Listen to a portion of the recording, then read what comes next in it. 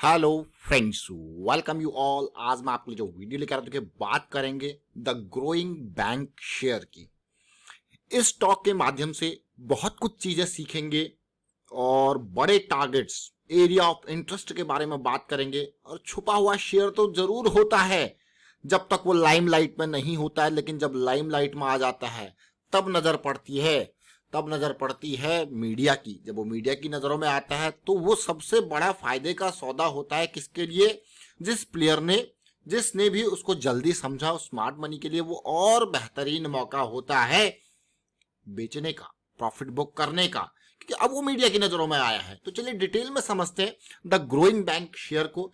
और आगे बढ़ने से पहले मैं आपको बता दूं, अगर आप जब तक चैनल को सब्सक्राइब नहीं किया तो जल्दी से सब्सक्राइब कर लें, बेल आइकन को प्रेस कर लें, जिससे आपको नोटिफिकेशन आती रहेगी।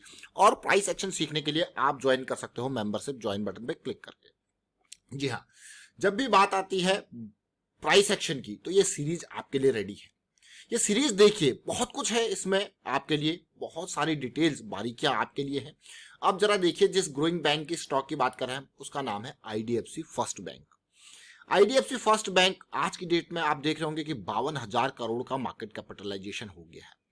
ग्रोइंग बैंक में इसको इसलिए कहता हूं क्योंकि बहुत ही पॉजिटिविटी के साथ ये गया है आगे। और ये स्टॉक हमारे साथ कई बार कई पैरामीटर्स पे खड़ा उतरा है और उसके बाद इसने बहुत बेहतरीन जो है लर्निंग समय दी है अर्निंग्स के साथ साथ। अब इसी स्टॉक को अगर आप देखो, इसकी प्रॉफिटेबिलिटी को देखो, इसके रेवेन्यू को देखो, आप रेवेन्यू को देख सकते हो इसका किस तरीके से ग्रो कर रहा है। ये ग्रोथ है, ये ग्रोथ क्लियरली विजिबल है। 8,000 करोड़ से 22,000 करोड़ तक इसका रेवेन्यू है। आप प्रॉफिटेबिलिटी में देख सकते हो, लॉसेस भी थी। आज की डेट में देखिए 2023 के मार्च का अगर नंबर देखो तो 2400 करोड़ का प्रॉफिट भी इसने दिखाया आईडीएफसी फर्स्ट बैंक। चलिए अब डिटेल में समझते हैं आईडीएफसी फर्स्ट बैंक, जो कि कैपिटल फर्स्ट के साथ आईडीएफसी बैंक का जब मर्जर हुआ था तो ये इसका क्या नाम बन गया, आईडीएफसी फर्स्ट बैंक। तो चलिए डिटेल में समझने की कोशिश करते हैं। इसके प्राइस एक्शन से बहुत कुछ आपको सीखने को मिलेगा। डेली टाइम फ्रेम पे ये चार्ट ओपन करते हैं। देखिए बहुत इंपॉर्टेंट ये चार्ट है, क्योंकि इसकी रैली जब आई थी बेहतरीन तरीके से 2022 में जुलाई अगस्त के टाइम पे, जब बहुत बेहतरीन रैली आई थी बैंकिंग सेक्टर में, वो रैली आई, उसके बाद करेक्शन आया। अब इस करेक्शन को अगर आप देखते हो, जैसे मैंने आपको कहा कि ये डेली टाइम फ्रेम में मैं आपके सामने चार्ट ओपन कर रहा हूं, अब ध्यान देना है क्योंकि बहुत कुछ यहाँ पे है इस स्टॉक में, इस चार्ट में। अब बहुत इंपॉर्टेंट तरीके से जब आप देखना 1 2 3 4, आप देखो उसी तरीके से बेस को पूरा का पूरा देखिए। जब आपको एक लाइन से चीजें ड्रॉ नहीं होती तो पैरेलल लाइंस ड्रॉ कर लीजिए।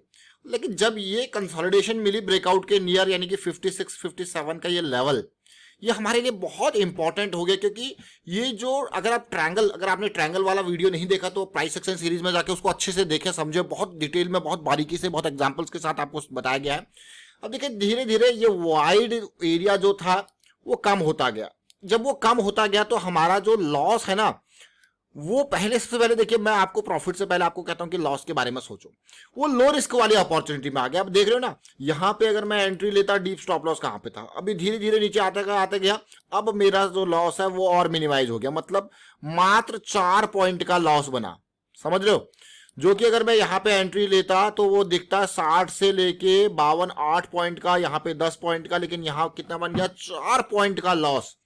अगर मैं 1000 शेयर भी खरीदता हूं तो मात्र 4,000 का लॉस बनता है। देख रहे हो इस पार्ट को? 1000 शेयर खरीदता हूं तो मात्र 4,000 का लॉस होता है, लेकिन गेन देखिए, आप कहोगे वाह, क्या गया 54-55 से 84-85 तक, मतलब 30 पॉइंट अप ये गया। अब मैं एक और इंपॉर्टेंट पार्ट यहां पे जिस चीज की बात करने वाले, एक तो ये लेवल है। अब ये जो लाइंस आपने देखी हैं, ये लाइंस को देखिए, और मैं आपके सामने एक पॉइंट ड्रॉ करना चाहता हूं। देखिए जो पुराना बहुत इंपॉर्टेंट, देखिए द ग्रोइंग बैंक शेयर, ये 2 महीने पहले का है। जब वो पॉइंट, ये देखिए एग्जैक्ट वही चीज आप देख रहे होंगे, रेप्लिका जो आपके सामने। अगर आपने ये वीडियो नहीं देखा तो मैं कहूंगा इसको देखिए, ऊपर आई बटन पे जाके आप देख सकते हो, या डिस्क्रिप्शन में लिंक दे देंगे, तब देखना है इसको देखिए और समझने की कोशिश कीजिए। इस लेवल पे 56 का ये लेवल है, 2 महीने पहले पुराना, 2-3 महीने पहले का, जब ये प्राइस स्टार्ट हो रहा था मूव होना, तब का ये वीडियो है। ये देखिए आप। अब इसका ये आवरली का चार्ट है, मैं आपके सामने आवरली का चार्ट भी रखूंगा, फिर एक बड़े टाइम फ्रेम पे चलेंगे, वहां पे एक बड़ी चीज सीखने को मिलेगी। देखिए अब जैसे कि मैं प्राइस लेवल के बारे में बात कर रहा था, प्राइस लेवल देखना और समझने की कोशिश करना। इस प्राइस लेवल को देखते हैं, क्या लेवल है ये? जैसे मैंने आपको कहा, ये है 56 के अराउंड का लेवल, ठीक है। करंट प्राइस अगर देखोगे तो 80 जो हाई है इसका ये 84 के इर्द गिर्द यहाँ पे गया है, क्या गया इर्द गिर्द। तो सबसे पहले जैसे मैंने आपको कहा कि 56 57 पे आप एंटर करते हो। डीप स्टॉप लॉस की अगर बात करते हैं तो 52 है, मात्र 4 पॉइंट का लॉस और गेन आप देख रहे हो। तो अब मैं आपको बड़े टाइम फ्रेम पे लेके जाता हूं, क्योंकि रिलेट करना और समझने की कोशिश करना टारगेट वाली बात को, ठीक है। टारगेट वाली बात को समझेंगे तो सबसे पहले बड़े टाइम फ्रेम पे जाएंगे तो मंथली पे चलते हैं, वहां से समझने की कोशिश करें। क्योंकि मंथली पे जो एंट्री है, जो करेक्शन है, उस पार्ट को रिलेट करना सबसे पहले। मैं थोड़ा सा इसको ना इस तरीके से श्रिंक करता हूं ताकि आप अच्छे से समझ पाओ इसको, पार्ट को। अब ये पार्ट रखा हमने सामने और अब ये पार्ट देखना, इस करेक्शन को देखिए, 4 महीने की करेक्शन है, ये करेक्शन को देखिए।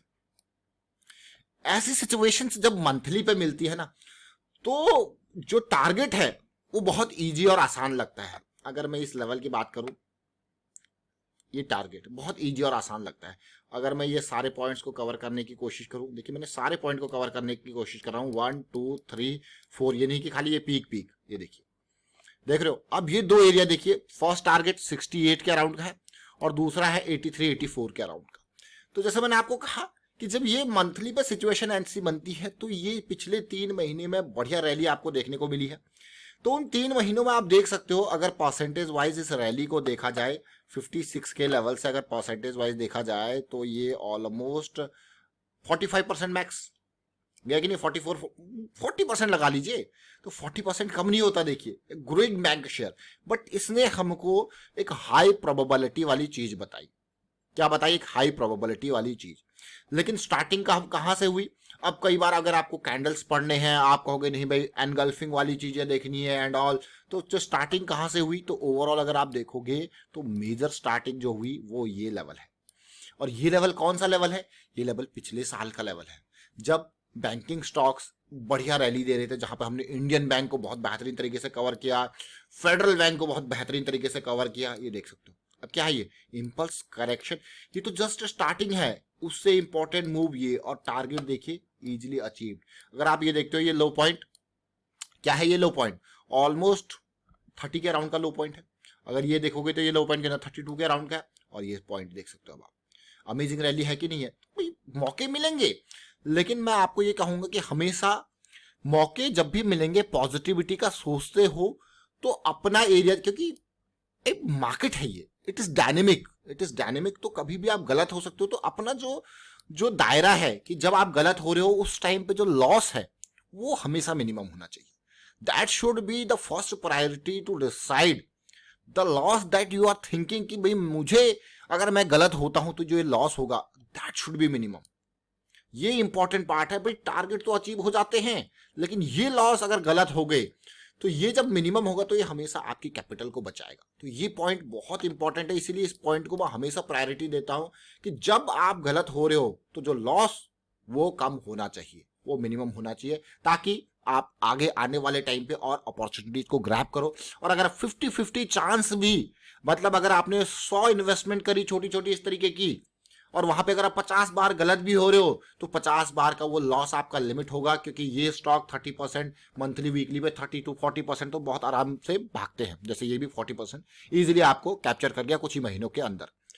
तो ये इंपॉर्टेंट इसीलिए है क्योंकि अगर आपको यहाँ पे लॉस होता है, जैसे मैंने आपको कहा आपने 1000 शेयर खरीदे तो 4000 का लॉस, और गेन आपको क्लियरली दिख रहा है कि गेन कितना 56 से 86, तो ऑलमोस्ट राउंड अप करके ये मान के चलिए 56 से 86 कितना हो गया टोटल 30 नहीं मान के चलते हैं, 25 मान के चलते हैं ऑन एन एवरेज अभी करंट प्राइस के हिसाब से, तो आपको क्या ये तो बढ़िया है।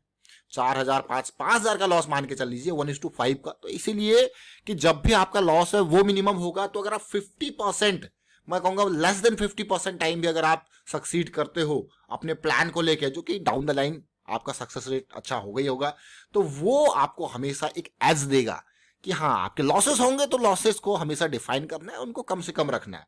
तो ये उम्मीद करता हूं कि आपको चीजें समझ में आएंगी। अब देखिए एक बार ये मैं आपके सामने वीकली चार्ट और ओपन करना चाहूंगा, आप देख सकते हो क्लियरली, ये बहुत इंपॉर्टेंट। और इस तरीके से जब भी मुझे चार्ट मिलते हैं जो इस तरीके के करेक्शन दे रहे होते हैं तो मैं आपके सामने जरूर उनके वीडियोस लेके आता हूं। और इस टाइम पे तो जब साइकिल स्टार्ट हो रही थी, मार्केट आपकी पॉजिटिव डायरेक्शन है, तो बहुत अपॉर्चुनिटीज मिलती है। जैसे मैंने आपको कहा ये ज्यादा पुराना वीडियो नहीं है, अभी कुछ टाइम पहले का ही वीडियो, अप्रैल 21 का वीडियो है, आप खुद लगा लीजिए, देखिए उसके बाद क्या मूवमेंट यहाँ पे आया। तो उम्मीद करूंगा कि बहुत सारी चीजें आपको सीखने को मिली होंगी इस वीडियो के माध्यम से। लेकिन अब देखिए, अब इस वीडियो के माध्यम से आपने सारी चीजें तो सीख ली, लेकिन टारगेट एरिया देखिए। जब आपने ये टारगेट किया है तो ये प्रॉफिट बुक यहाँ पे अगर आप करना चाहते हो 84 83 के लेवल पे, तो भाई ये टारगेट किया है तो निकलना सबसे बढ़िया, जैसे टारगेट हिट होता है तो आपके लिमिट ऑर्डर सेट होने चाहिए कि भाई ये लिमिट सेट, तो भाई निकलना है। अगर आपने ये टारगेट किया है तो भाई निकलना है। ये देख रहे हो, अगर ये जोन टारगेट किया है कि 70 पे मेरा जो है टारगेट हिट हो जाए, निकलना है, तो कोई बुराई नहीं है। यहाँ पे देख सकते हो आप, यहाँ पे थोड़ा कंसोलिडेशन देखने को मिली, फिर आगे गया, टारगेट किया, तो यहाँ पे फिर उम्मीद करो कंसोलिडेशन करेक्शन की, ब्रेकआउट के बाद पुल बैक की। तो ये टारगेट, ये एक साइकोलॉजिकल फैक्टर होता है, इसको स्मार्ट मनी की टर्म्स में हम एरिया ऑफ इंटरेस्ट कहते हैं, जहां पे बहुत सारे लोग दिमाग लगा के बैठे होते हैं, अगर यहाँ से जाएगा तो हम यहाँ पे निकल के प्रॉफिट बुक करेंगे। तो वही दिमाग लगा के यहाँ पे कंसोलिडेशन आता है, या pull back kind of situation देखने को मिलती है, या फिर करेक्शन आपको देखने को मिलता है। तो इसलिए यहाँ पे थोड़ा सा टाइम लग सकता है, और उस टाइम को अगर आप कंसिडर नहीं करना चाहते कि भाई मेरा तो टारगेट ही था, तो बुक करना सबसे क्लियर रहना है। बुक करना है तो मतलब बुक करना है, निकलना है तो मतलब निकलना है, ये क्लियर। क्योंकि मार्केट नई हाइट्स बनाती है, रिस्क बढ़ता रहता है, आप मूविंग एवरेज से दूर जाते रहते हो तो रिस्क बढ़ता रहता है। तो इसलिए ये क्लीन चीजें आपको हमेशा समझनी चाहिए। फिलहाल वाइंड अप करता हूँ, वीडियो को शेयर कीजिए, लाइक कीजिए, and thank you for watching the video.